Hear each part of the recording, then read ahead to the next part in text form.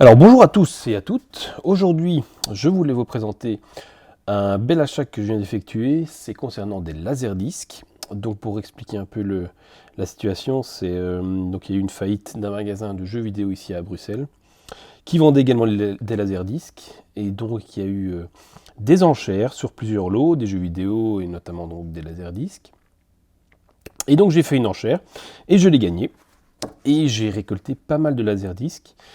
J'en ai 280 et je suis ravi car le prix était vraiment, c'est même pas 1 euro par laserdisc.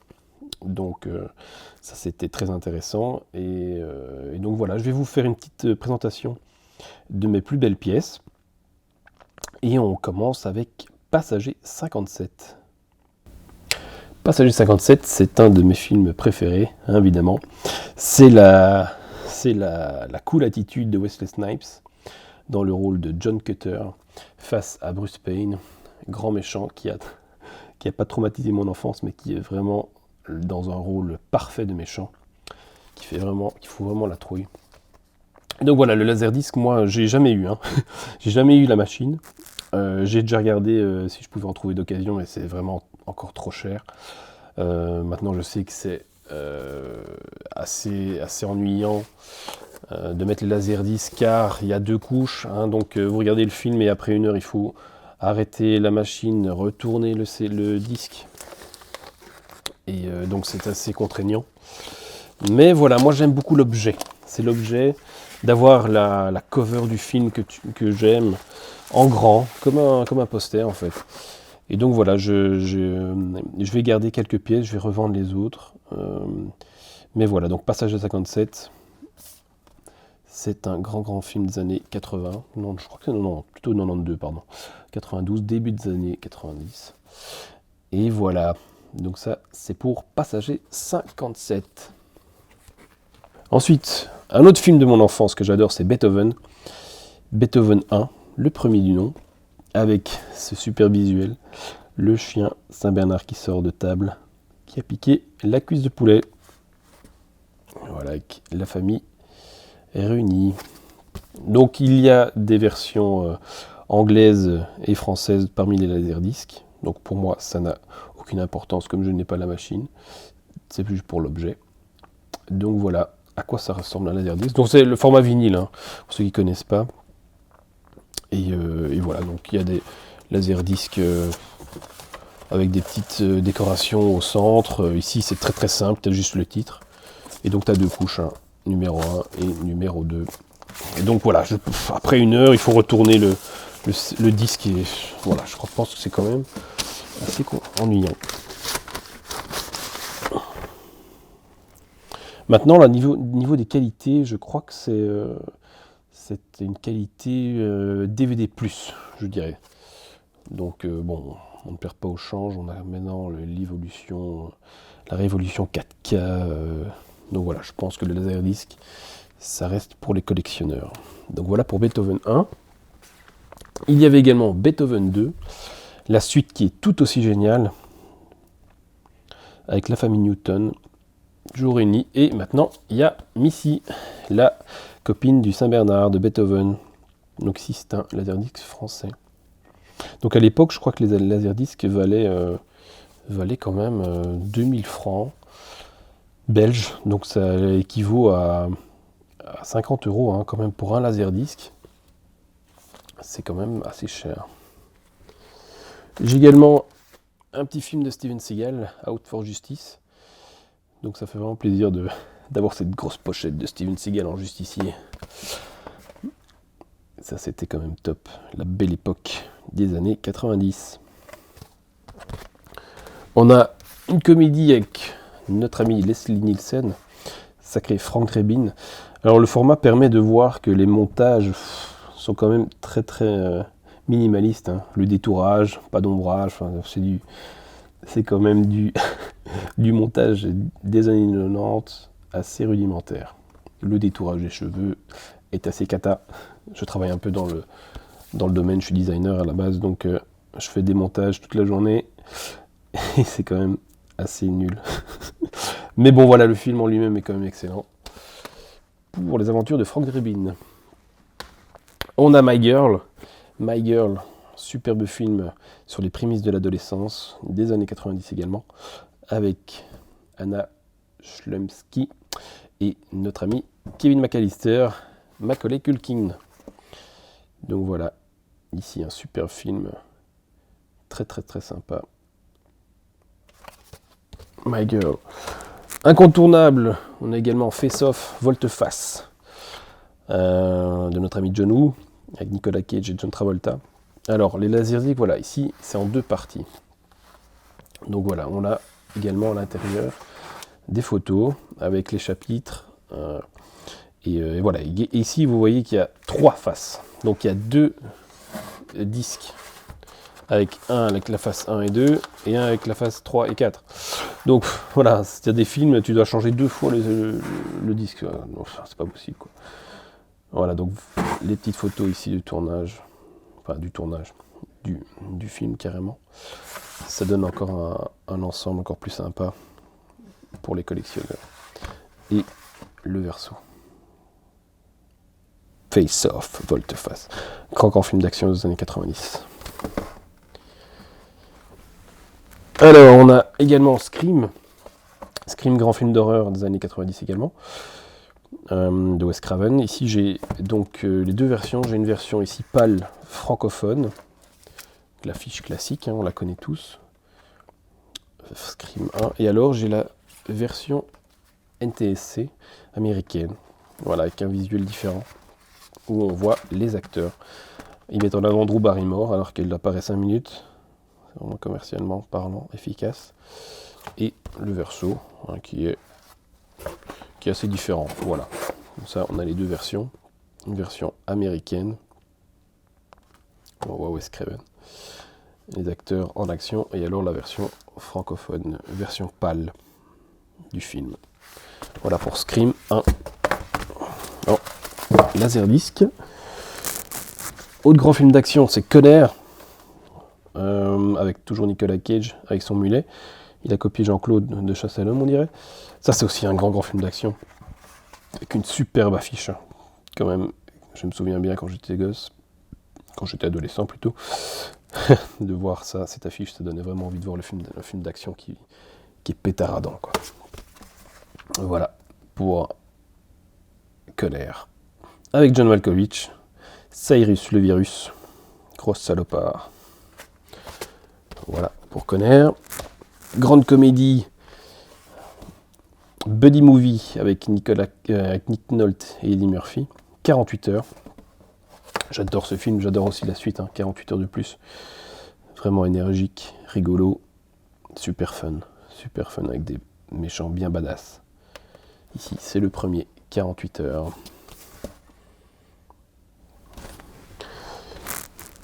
Autre comédie, c'est Crocodile Dundee. Le 2 est aussi génial, hein, mais ça c'est le premier. Et donc la rencontre de Mick Dundee et de Chou. Et voilà, donc ça c'est sympa aussi, hein, c'est une version française. Bon, il y a des laserdiscs, voilà, qui ont l'affiche au milieu et alors les 2 côtés, le rond, ça c'est assez moche. Bon, malheureusement on choisit pas. Mais voilà pour Crocodile Dundee. Notre ami Schwarzenegger revient à la fin des années 90 pour L'Effaceur. Je crois que c'est un de ses derniers grands films d'action où il était encore bankable, où il alternait les rôles d'action et il avait encore beaucoup de succès. Donc L'Effaceur ici en laserdisc. Arnold's Back, Better Than Ever. Non, le film est sympa, hein. C'est un bon film d'action, c'est pas le meilleur, mais voilà, moi j'ai toujours bien aimé ce film. Très efficace. Très efficace. Eraser. Le sommet de la comédie américaine avec Dumb and Dumber, Jim Carrey et Jeff Daniels. Très sympa aussi, hein. Ça c'est quand même un film de comédie vraiment fun, qui m'a fait découvrir l'humour lourdingue et très très très pipi caca, mais très marrant, quoi. Dumb and Dumber. Ils ont fait une suite, hein, qui est très mauvaise. Toujours resté au premier.